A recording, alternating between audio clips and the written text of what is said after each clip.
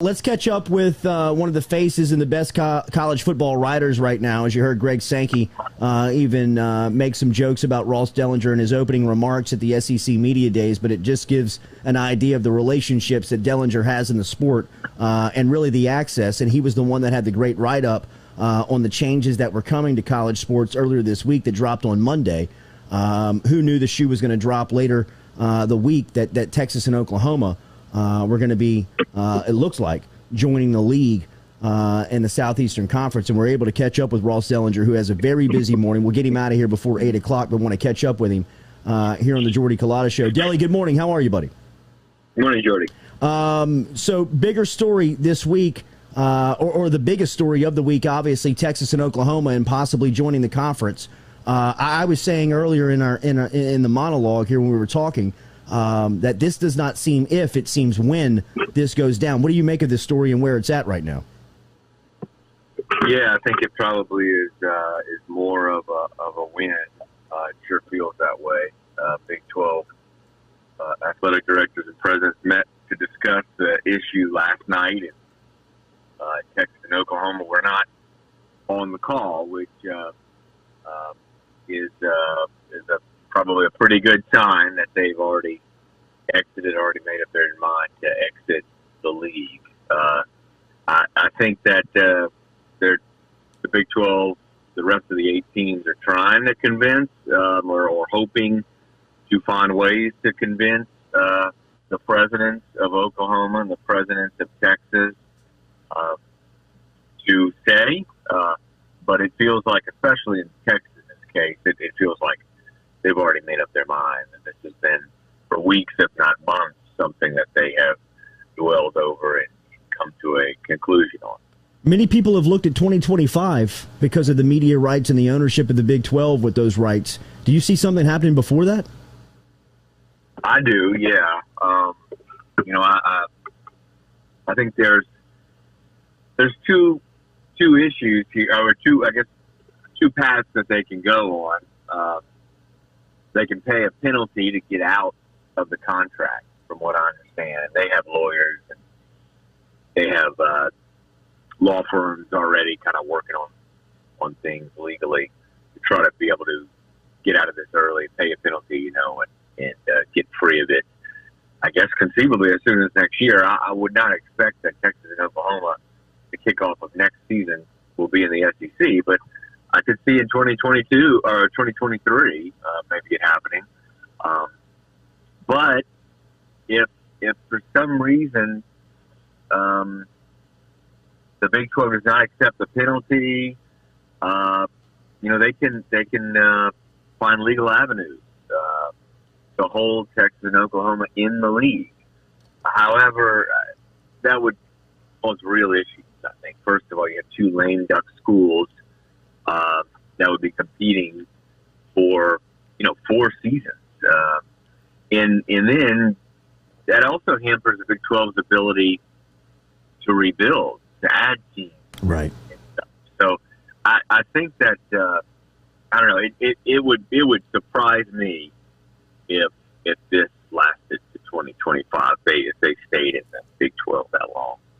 Delly, SEC swings the biggest stick in the Power 5 and conferences as they go. If you add Texas and Oklahoma's brand to the Southeastern Conference, what are we looking at? Well, yeah, we're looking at the greatest, richest, most powerful conference in college football history. If it's not already there, it certainly will be with the addition of those two. And that comes with a lot of power. You can think about it. The really big, rich, attractive, successful programs in the nation. There's about 12 to 15 of them. Coaches would tell you that can really legitimately win a national title. They have enough resources and stuff like that. The SEC will have all but 3, maybe 4 of them. They won't have Ohio State. They won't have Clemson. They won't have USC. I don't know if I'm missing maybe Miami. Anymore. maybe Miami. Yeah, maybe. You know, I mean, maybe Michigan financially as far as budgets and stuff. But I mean, yeah, I mean, you're talking about an incredibly rich and historically successful conference that can pull the levers. It's important. Pull the levers of the NCAA change. They have enough authority and power to do that, and that's very important situation. As what you mentioned, my story on Monday. This is exactly what I was talking about: is being able to be powerful enough. It's what the SEC already really is. Now it's just going to be even more powerful to move those levers of an NCAA governance change. You mentioned the other schools. If this goes down, and we both said during this interview that we don't anticipate it if it happens, it's almost now when it happens. What happens to schools like Ohio State, Clemson, USC, Florida State? What would their plan of action be, in your opinion? Well, I think we'd go one of two directions. This does happen. When this does happen, it go one of two directions. Number one, you'd have 4 power conferences, not 5, and the 4 power conferences would likely all be expanded in some way. Obviously, the SEC would, and the Big 12 would be picked apart, and you can have 4 16-team super conferences. That's certainly an option. The other option is that the Big 12 rebuilds. Pulls some American athletic conference teams and gets back maybe even to 12, adds 4 teams, and everything kind of stays the same except for the fact that you have the SEC with the additions of Texas and Oklahoma at 16. I tend to believe that even if it is the second option and the Big 12 rebuilds, I kind of tend to believe the ACC and the Big 10 and maybe even the Pac-12 are not just going to sit there.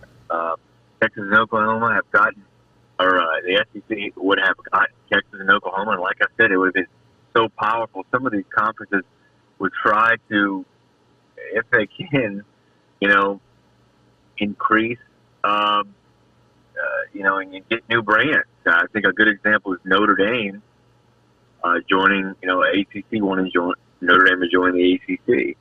So I don't know. I think they're going to sit back. So this is the start of probably a pretty significant realignment wave.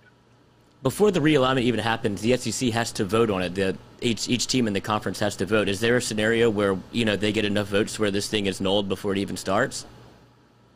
Because Texas A&M is a no. Yeah, unlikely. You're right. They have to get 11 of the 14 have to vote yes in order for this to pass. So they have to get 4. Texas A&M would have to rally 3 other members to vote against this proposal.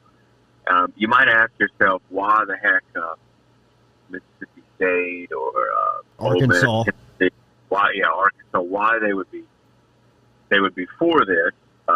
It would make their path to the playoffs more difficult. It would basically, in a lot of ways, automatically saddle them with another loss every year potentially. I think I've asked that question to people, and the response is very simple. The excitement of the Texas Longhorns and the Oklahoma Sooners coming to your conference, to your stadium for a game, is something that is a powerful incentive. And I think that SEC athletic directors are really excited about that prospect. Those not named Ross Dellenger, but everybody else seems to be someone on board. There's something else here too. Greg Sankey has a lot of respect and a lot of power. If he wants this to happen, it'll happen. And it seems like he wants it to happen, right? I can't imagine him not. Yeah. He had a smirk on his face all day Wednesday He did. at SEC Media Days when the news broke. I met with him. I had a scheduled interview with him an hour after the news broke. And let's just say he didn't seem upset at all. The SEC, NCAA, and a fight to change college sports is the name of the article that was published earlier this week on Monday at the beginning of SEC Media Days. It was written by Ross Dellenger, who is recognized as the best pen in college sports right now.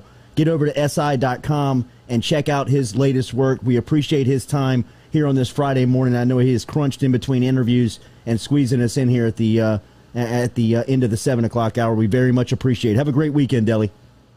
All right, guys. See y'all. All right, man.